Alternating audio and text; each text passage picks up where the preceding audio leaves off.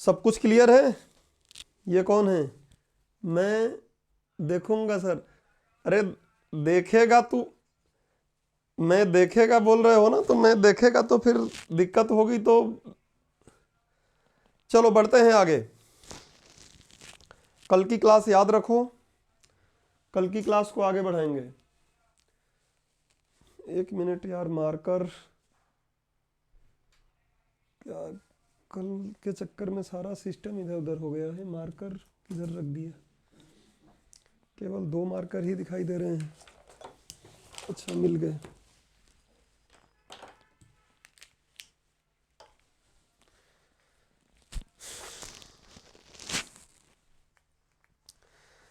ठीक है, जितने लोग क्लास में जुड़ गए हैं सबको गुड मॉर्निंग। क्लास आज थोड़ी लेट हो गई है, उसका कारण था खैर आज की क्लास लंबी रखेंगे भी नहीं, छोटा ही रखेंगे, लेकिन कुछ तो पढ़ते हैं। बात करते हैं पिछले क्लास की, रिकैप करते हैं 2 मिनट। रिकैप में क्या, तो हमने शुरू किया था अभी केमिस्ट्री, रसायन विज्ञान के बारे में पढ़ना हमने शुरू किया था। और रसायन विज्ञान हम लोग पढ़ रहे हैं एकेडमिक क्लास के लिए नहीं। जो एकेडमिक परीक्षाएं होती हैं, क्लास होती हैं, परीक्षा के लिए नहीं पढ़ रहे हैं, बल्कि परीक्षा आपको बताया हूँ, परीक्षा अलग चीज़ है। हम पढ़ रहे हैं प्रतिस्पर्धा के लिए, कंपटीशन के लिए। हमारी तैयारी चल रही है केमिस्ट्री की प्रतिस्पर्धा, कॉम्पिटिटिव एग्ज़ाम के लिए। और कॉम्पिटिटिव एग्ज़ाम में जो सिलेबस है उसको पकड़ के चलेंगे हम।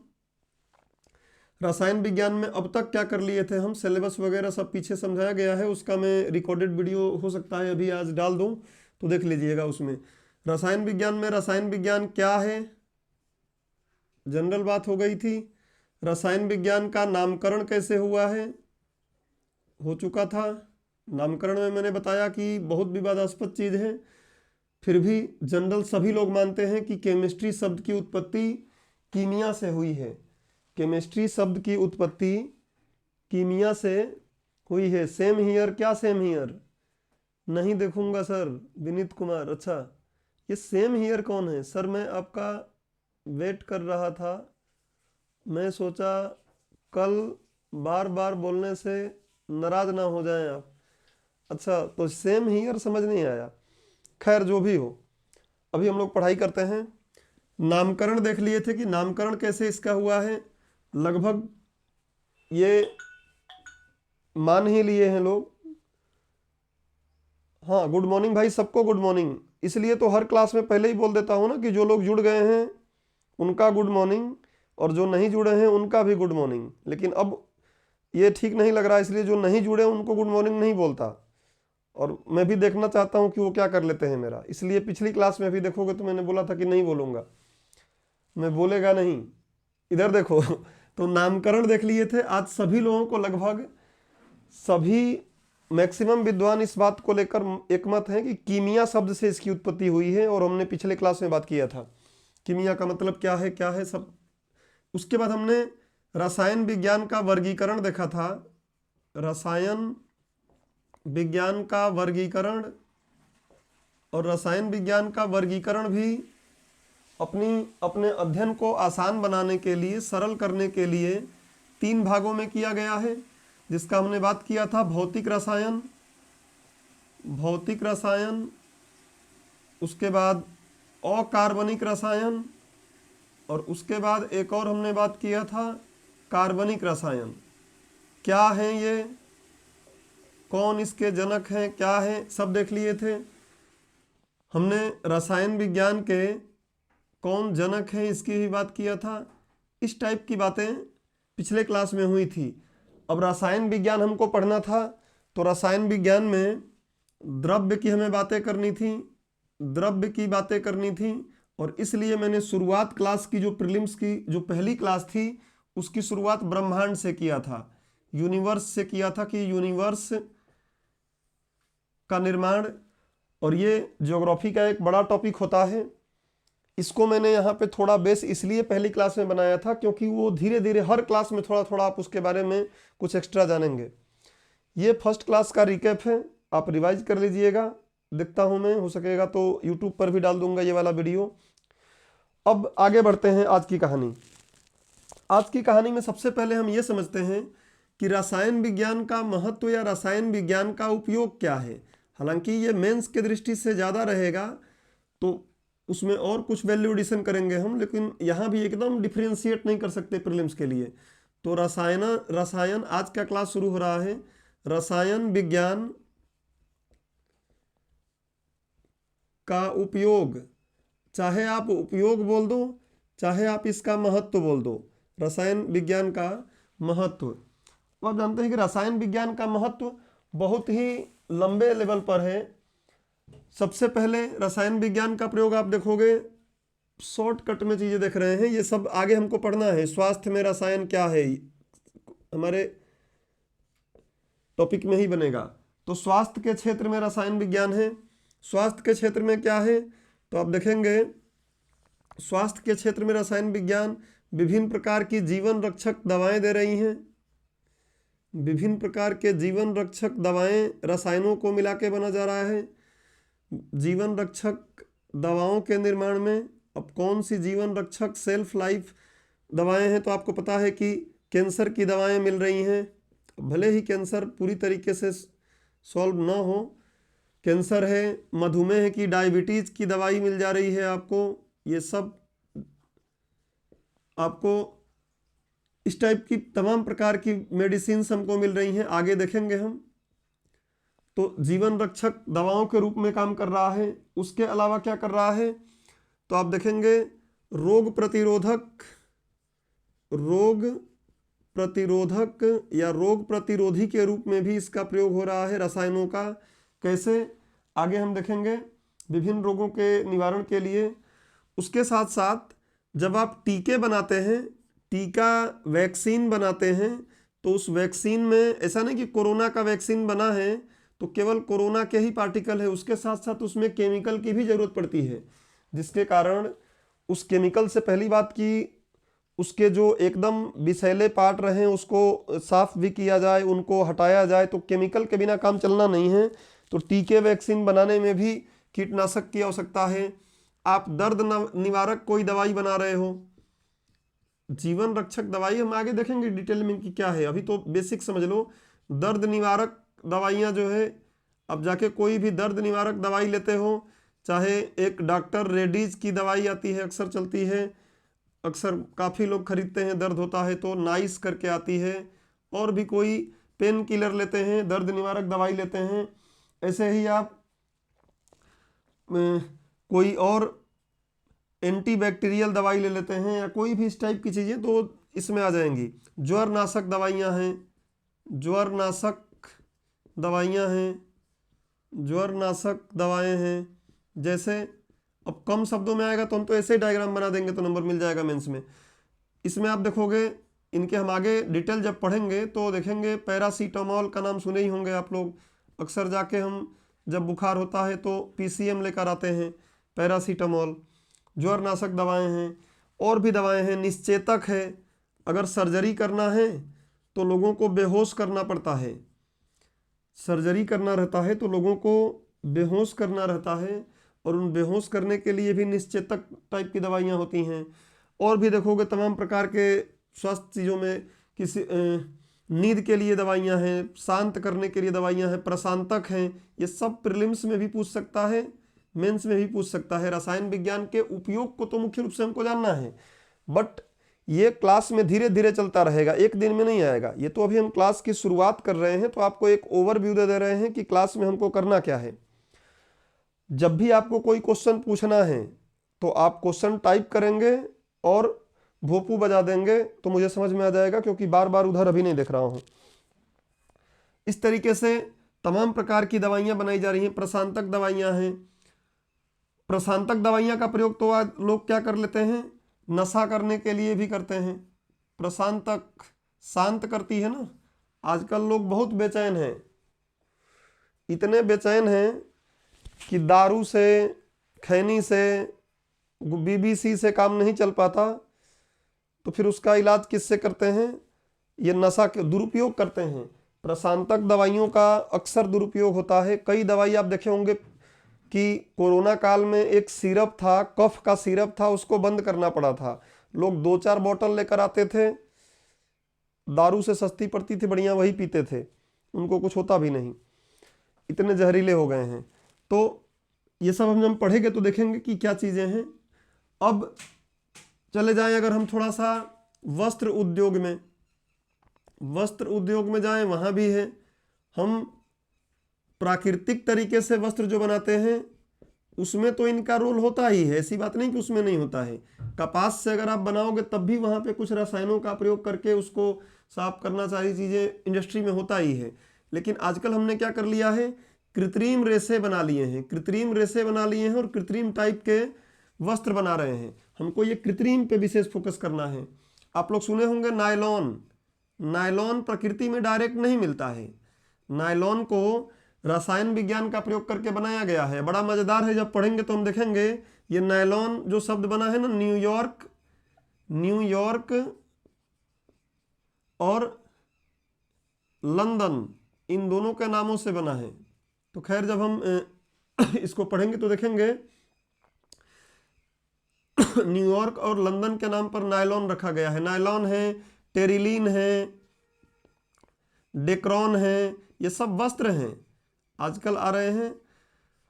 तो इन वस्त्रों का निर्माण रसायन विज्ञान कर ले रहा है। और जाके देखो, अगर हम चले जाएं रियल एस्टेट में, भवन निर्माण में, ये सब जानते हो तुम लोग, ऐसा नहीं कि एग्जाम में हर चीज पढ़ के लिखें, ये सब बातें आपको पता है। अगर आपको 200 शब्दों में भी लिखने को आ जाए ना तो आप बहुत कुछ अलग अलग डायमेंशन लगा सकते हो। एक डायमेंशन कभी नहीं रखना है एग्जाम में। मेंस में अगर लिखना है तो आपको डायमेंशन मल्टीपल रखना है, अलग अलग। आप भवन निर्माण में जाओगे तो देखो, भवन निर्माण में हम जाते हैं तो सीमेंट, रसायन विज्ञान का प्रयोग होना ही है। सीमेंट में कलर करना है भवन को, अगर रंगाई करना है तो रंग के निर्माण में करना ही है, रंग निर्माण में उसकी जरूरत पड़ेगी। और भी बहुत कुछ चीज़ें ऐसी हैं जो भवन निर्माण में आप देखते हैं कि इसका रोल होता है। ऐसे ही अगर आप देखेंगे तो खाद्य पदार्थों में इसका रोल है। अगला अगर हम देखते हैं तो खाद्य पदार्थों में,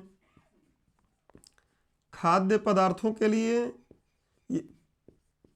या खाद्य पदार्थ में इसका क्या रोल है, तो परिरक्षक का काम करता है, प्रिजर्वेटिव का। खाद्य पदार्थ आसानी से सड़े गले नहीं, आसानी से खराब ना हो, परिरक्षण में काम करता है। अब देखते हैं कुछ चीज़ें आपको जो बोतल बंद चीज़ें जो आप खरीदते हैं उसमें कुछ केमिकल डाले होते हैं और उस केमिकल के कारण वो 6-6 महीने 8-8 महीने तक सही रह जाता है। बाकी खाद्य प्रसंस्करण करके एक टॉपिक है प्रीलिम्स में, और मेंस के इकोनॉमिक्स में भी है और भूगोल में भी है। लेकिन उसमें जब पढ़ेंगे तो परिरक्षक हमको पढ़ना पड़ता है, कैसे परिरक्षण किया जाता है, ये पहले से ही चलता आ रहा है। गांव में देखोगे अचार बनाना है, अगर आप जो कच्चा बादाम की बात नहीं कर रहा हूं, कच्चा आम, ये नहीं कि कुछ लोग कच्चा नाम सुने तो सोचे कच्चा बादाम, तो कच्चा आम है, अगर कच्चे आम को कहीं रख दो घर में, उसमें नमी है, वो नमी के कारण धीरे धीरे क्या हो जाएगा, सड़ गल जाएगा, खराब हो जाएगा, कीड़े लग जाएंगे उसमें। अगर उसको धूप में ले जाकर सुखा दो, सुखाने के बाद जब सूख जाएगा तो घर पे रख देंगे तो फिर वो जल्दी आसानी से खराब नहीं होगा, अगर उसको नमी में ना लेकर जाएं तो। और फिर उसी को पीस कर बाद में कुछ बनाते हैं, आमचूर वगैरह का यूज करते हैं।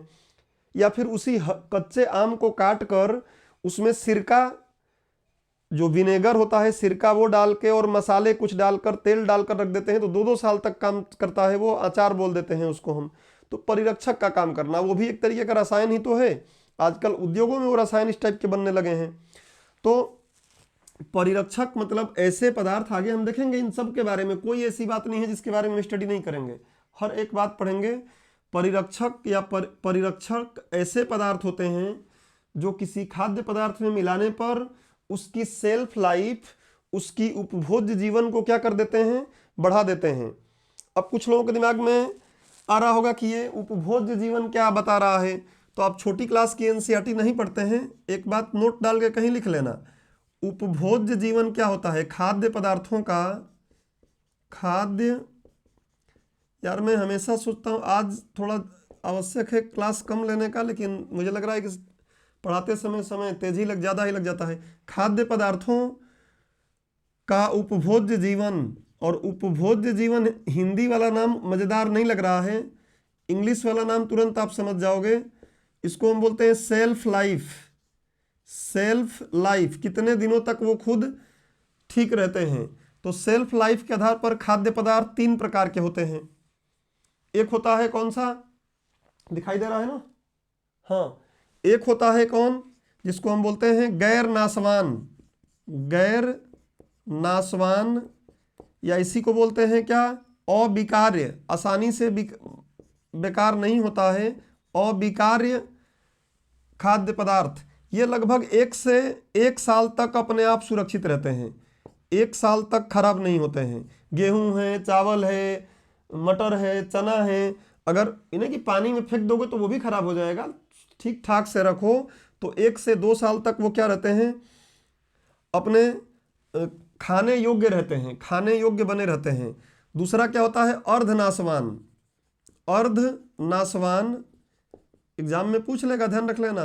अर्धनाशवान केमिस्ट्री के पर्पज से नहीं पूछ लेगा, ये पूछ लेगा कृषि उत्पाद तकनीक के माध्यम से, या जहां परिरक्षक की बात आएगी। अर्धनाशवान इंग्लिश में अगर आपको बोलना है तो इसको हम बोलते हैं नॉन पेरिसेबल। अगर कोई इंग्लिश में जानना चाहता है तो गैर नाशवान को बोलेगा नॉन पेरिसेबल, नॉन पेरिसेबल। अर्धनाशवान को क्या बोलेगा, semi perishable, semi perishable. Semi perishable क्या है, लगभग 1 से 2 सप्ताह तक ये ठीक रहेंगे अपने हालत पर। अगर इनमें कुछ परिरक्षक न मिलाया जाए तो अपने आप ये लगभग 1 से 2 सप्ताह तक ठीक रह जाते हैं, कई बार 1 सप्ताह से कम भी रहेंगे। कैसे, क्या क्या, टमाटर, कई बार देखोगे टमाटर इससे पहले भी खराब हो जाता है। बायो तकनीक हमने पढ़ा था, फ्लावर सार टमाटर बनाया गया है जो लंबे समय तक रह जाता है। तो टमाटर है, और कुछ सब्जियां हैं जो लगभग इसके आसपास ही रहेंगी, मैक्सिमम 1 से 2 सप्ताह, अगर उसको खूब सुरक्षित रखा गया बिना परिरक्षक के तो। और तीसरा होता है क्या, तीसरा मजेदार है, कुशवाहा जी लायक है। तीसरा क्या है, जैसे मांस है, मांस है, मछली है। अब मांस मछली को कितने दिन सुरक्षित रख लोगे, इनका समय, इसका नाम क्या रहेगा, इसका नाम होता है विकार्य, इसका नाम होता है विकार्य। इसका नाम रहेगा अर्धनाशवान का क्या, अविकार्य, सॉरी अर्धविकार्य। एनसीईआरटी अर्धविकार्य इसका नाम देती है, सेमी पेरिसेबल, अविकार्य। और यह है विकार्य, या इसको बोलते हैं नाशवान खाद्य पदार्थ, नाशवान खाद्य पदार्थ। अब जो नाशवान खाद्य पदार्थ जैसे मछली है, मांस है, आप एक चिकन को काट कर रख दो, कितने देर तक रख लोगे, 10 घंटे, 12 घंटे, 1 दिन में नाश हो जाएगा। तो इसलिए ये मैक्सिमम 1 से 2 दिन या कुछ घंटे वाले होते हैं, 1 से 2 दिन में ही नष्ट हो जाएंगे या कुछ घंटे में ही नष्ट हो जाएंगे। तो अगर इन सबको हमें लंबे समय तक रखना है और लंबे समय तक नहीं रख पाएंगे तो उत्पादन क्यों करेंगे, हर बात आपको दिमाग में रखना है। अगर कोई चीज हम ज्यादा उत्पादन कर दिए, अधिशेष उत्पादन कर दिए, अधिशेष का नाम इतिहास में सुनते होंगे आप लोग।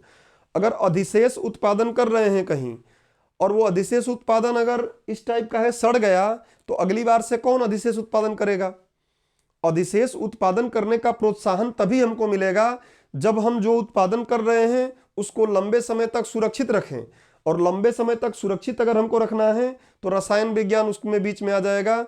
रसायन विज्ञान के बिना या रसायन के बिना आप उसको लंबे समय तक सुरक्षित नहीं रख सकते हो। समझ गए बात को।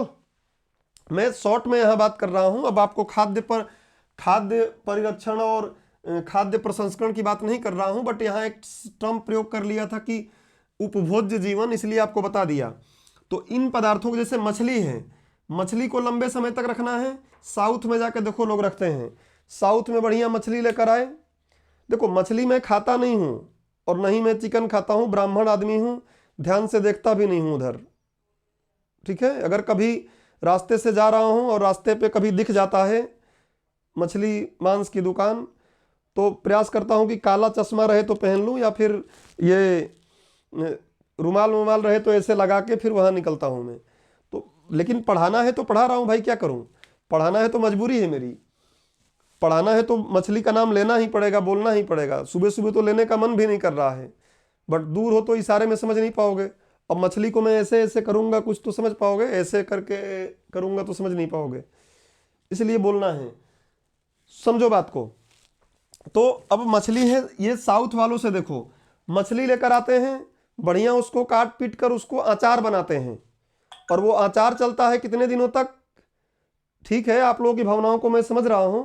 मछली का अचार चलता है 6 महीने 12 महीने, और वही मछली 12 घंटे में खराब हो जाएगी अगर उसको बर्फ में ना रखें, अगर उसको अलग अलग तरीके से पैकिंग न करें, टेट्रा पैकिंग, कैनिंग, इस टाइप की चीज़ें उसमें न करके रखें तो बहुत फास्टली खराब हो जाएगी। अगर बर्फ में न रखें तो 12 घंटे में खराब हो जाएगी। लेकिन अगर उसका हम अचार बना देते हैं तो बहुत मज़ेदार, जो लोग खाए हैं बताते हैं कि बहुत मज़ेदार अचार होता है मछली का, और 12-12 महीने चलता है।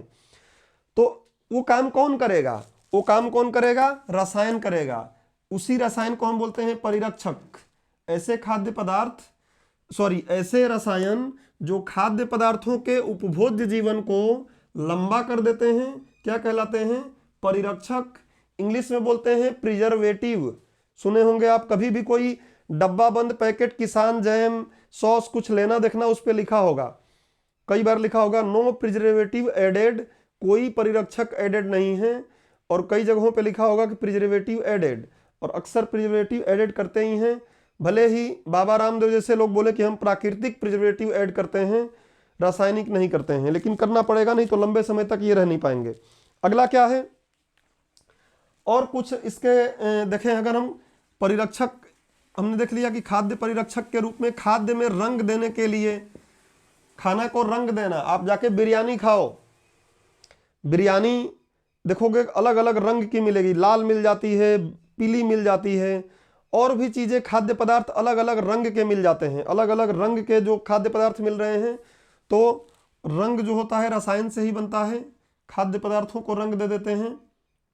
उसके अलावा इस तरीके से खाद्य पदार्थ में हम देखेंगे, खाद्य पदार्थ में हमने क्या कर लिया है? कुछ कृत्रिम शक्कर बना लिया है, पढ़ेंगे इसको हम। कुछ कृत्रिम शक्कर हमने बना लिया है, और ये कृत्रिम शक्कर जो है इसको डायबिटीज के मरीज यूज करते हैं। आपका कैसे पता है कि बिरयानी का? अरे बिरयानी वेज भी होती है। तुम लोगों को दिमाग में पता नहीं कितने नॉन वेजिटेरियन हो तुम लोग भाई। बिरयानी मैंने बोला इन लोगों को चिकन और मटन बिरयानी लग रही है, भैया बिरयानी वेज भी होती है, उसमें मटर डला रहेगा, मटर, मक्का, फूल गोभी, पत्ता गोभी, बहुत बढ़िया लगता है। विकेश सर से पूछना, हम लोग खाते हैं वेज बिरयानी। तो कृत्रिम शक्कर बना लिया गया है। हम देखेंगे ये शक्कर मीठे भी खूब होते हैं और शुगर को बढ़ाते भी नहीं हैं। शुगर को बढ़ाते भी नहीं है, तो डायबिटीज के मरीजों के लिए कम से कम, नहीं तो डायबिटीज के मरीज बेचारे बिना चीनी वाले चाय पीते हैं, ऐसे ही पता नहीं कैसे पी लेते हैं। तो उनके लिए बनाया गया है कि भैया 2 बूंद उसमें डालो और पियो। हालांकि ये नुकसानदेह भी होते हैं, जब हम पढ़ेंगे तो देखेंगे, मैं बताऊंगा कि ये नुकसानदेह भी होते हैं, अपने मन से नहीं करना चाहिए। और देखो इसका क्या प्रयोग है, तो और तमाम कृषि में देखो, कृषि में इसके उपयोग हैं। अब मैं एक जनरल एक आइडिया दे रहा हूं, मेंस में अगर कुछ आ जाता है तुम लोगों को लिखने का, ऐसे ही डायग्राम बना के लिखो, वो समझ जाएगा कीवर्ड, पूरा समझाने की जरूरत नहीं है उसको। कहीं कुछ लगे जैसे परिरक्षक तो एक लाइन लिख दिया, और हम लोग मेंस में इस पर और डिटेल में चर्चा करेंगे एक एक, और इसको तो एक एक मैं अभी पढ़ाऊंगा ही कि वस्त्र में क्या है, भवन निर्माण में क्या है, कृषि में क्या है, तो सारी चीजें बन जाएंगी। कृषि में क्या है देखो, कृषि में उर्वरक बने हैं, पूरा हरित क्रांति इसी पर चली। हालांकि अब जैविक कृषि चलेगा, जैविक कृषि की बातें चारों तरफ होने लगी हैं, लेकिन हरित क्रांति तो इसी पर हुई। उर्वरक बने तमाम प्रकार के, रसायनों का प्रयोग करके हमने पीड़कनाशी बना लिया है।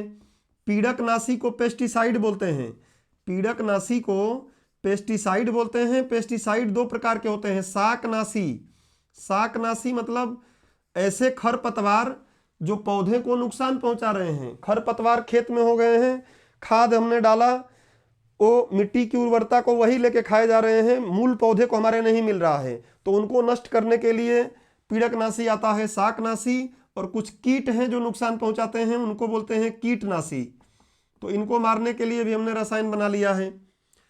इस टाइप के कृषि में उपयोग हैं, कोई ऐसा क्षेत्र नहीं है जहां इसका उपयोग नहीं है। तो अभी जनरल में हम लोग इतना समझ लेते हैं, क्योंकि अभी लिखेंगे तो आधे घंटे और चलेगा, इतने इसके उपयोग हैं, किस क्षेत्र में उपयोग नहीं है ये सोचना पड़ेगा। तो अभी जनरल आप दिमाग में रखो कि रसायन विज्ञान का उपयोग या रसायन विज्ञान का महत्व मानव जीवन के विभिन्न क्षेत्रों में है, जैसे चिकित्सा क्षेत्र में, अर्थात स्वास्थ्य क्षेत्र बोल दो, स्वास्थ्य क्षेत्र में, उसके बाद वस्त्र उद्योग में, वस्त्र ही नहीं मैक्सिमम उद्योग में, सीमेंट उद्योग में चले जाओ, रंग उद्योग में चले जाओ, जो उद्योग है सब में है। तो उद्योग में, भवन निर्माण में, खाद्य पदार्थों के परिरक्षण में, कृषि में, इस तरीके से अलग अलग क्षेत्रों में इसका उपयोग है, जिसको हम लोग धीरे धीरे आगे देखेंगे। इतना अगर हो गया हो तो फिर हम लोग अब थोड़ी सी केमिस्ट्री में चलें। अभी अब तक हमने जान लिया कि रसायन विज्ञान क्या है, रसायन विज्ञान का नामकरण क्या है, रसायन विज्ञान का वर्गीकरण, रसायन विज्ञान के वर्गीकरण के बारे में जानने के बाद हमने अभी ये जाना कि रसायन विज्ञान का उपयोग या महत्व कहाँ कहाँ है। इस महत्व को एक एक करके स्टडी करेंगे आगे, बट रियल केमिस्ट्री में तो अंदर जाएं कि केमिस्ट्री है क्या। अब रियल केमिस्ट्री में एंट्री मारेंगे। इसका एक पिक ले लेता हूं मैं, और आप लिख लिए हो तो भोपू बजाइए, फिर आगे बढ़े हम। हाँ, लिख लिए हैं आप लोग। इस बात को मैं और ज़्यादा एक्स्ट्रा नहीं कर रहा हूँ उपयोग को, क्योंकि उपयोग में एक एक करके पढ़ाऊंगा, उपयोग में पूरा डिटेलिंग करके बताऊंगा एक एक कि आज कितना ज़्यादा इसका उपयोग है। बट अभी बेस के लिए, क्योंकि लेक्चर 2 है ये, केमिस्ट्री के लेक्चर 2 के लिए इतना काफ़ी है अभी। चलिए अब मूल केमिस्ट्री की बात करें हम लोग। मूल केमिस्ट्री पर आते हैं। इसको मिटा रहा हूं मैं। इसका पिक वैसे मैंने ले लिया है, आपको ग्रुप में सेंड कर दूंगा, और वैसे भी आप लिखे ही रहेंगे। कोई पीपीटी तो चल नहीं रही है कि छूट गया होगा, मैं भी लिख रहा हूं तो समय लग ही रहा है। अब सारा मिटा देता हूं और फिर एग्जैक्ट केमिस्ट्री में अब हम लोग एंट्री मार रहे हैं और पढ़ रहे हैं हम लोग प्रतिस्पर्धा के लिए। ध्यान रखिए, प्रतिस्पर्धा को ध्यान रख के कि एग्जाम में क्वेश्चन बने, हमसे कुछ लिखने को आए तो हम लिख पाए। चलिए तो अब अच्छा, एक चीज थोड़ा सा मैं और क्लियर यहाँ पे आपका कर दूं। एक नोट डाल लो, कभी प्रीलिम्स में पूछ लेगा।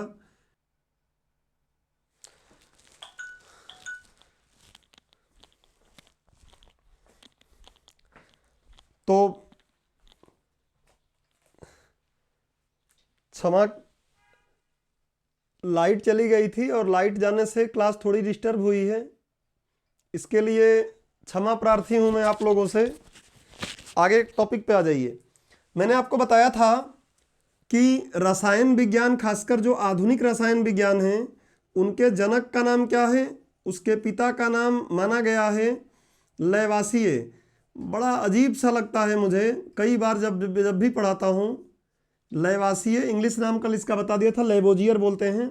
पिछली क्लास में आप देख लीजिएगा, पूरा नाम बताया था इसका मैं, लैवासिए। एक बात बड़ा अजीब लगता है कि यार पिता सबके हैं, जिस सब्जेक्ट को पढ़ो पिता मिल जाते हैं, माता मिलती नहीं है, बिना माता के हैं ये कौन सा तकनीक है? कम से कम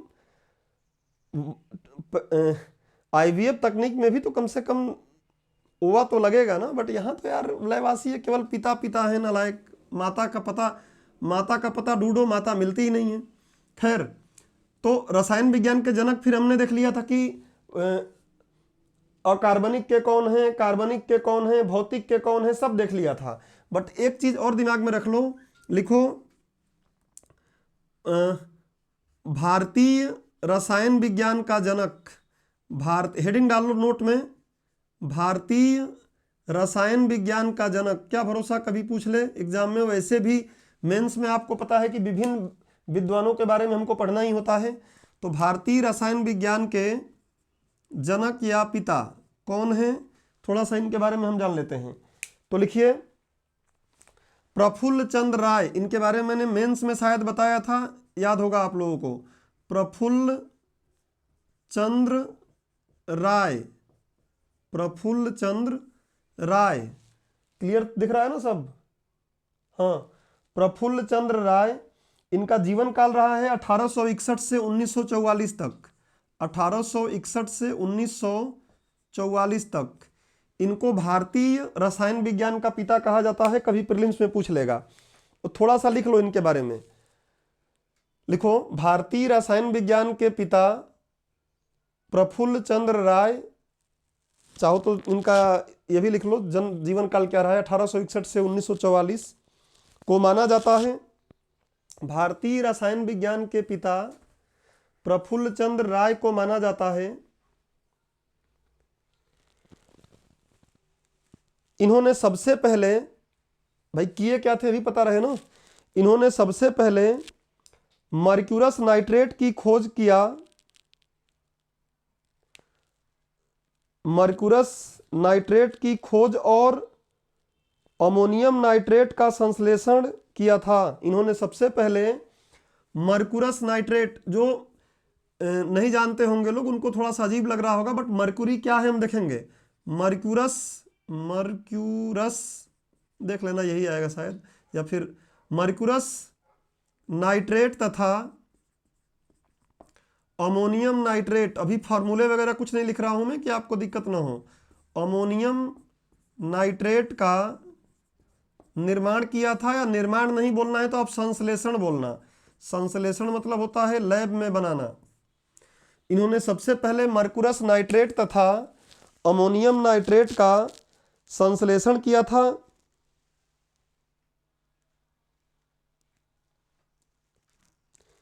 इन्हें अंतर्राष्ट्रीय वैज्ञानिक जगत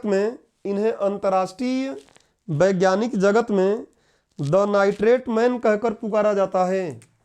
इन्हें अंतर्राष्ट्रीय वैज्ञानिक जगत में द नाइट्रेट मैन, क्या भरोसा कभी प्रीलिम्स में पूछ ले, the nitrate man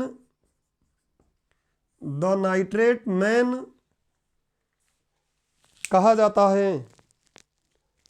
nitrate man कहा जाता है।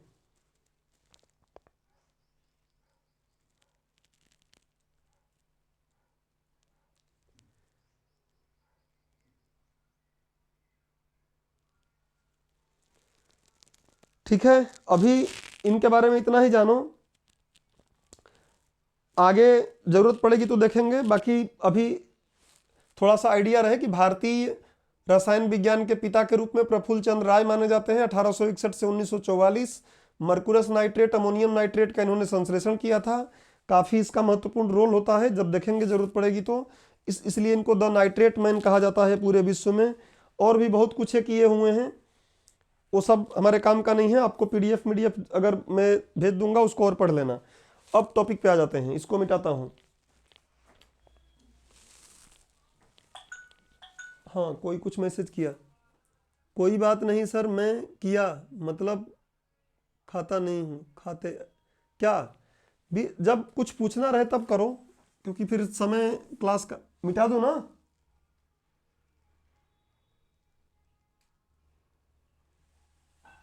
मर्क्यूरस नाइट्रेट था। हाँ तो मिटा देता हूँ, कोई तो लिख ही लिया होगा। मर्क्यूरस नाइट्रेट और ammonium nitrate, the nitrate man की उपाधि इनको दी जाती है।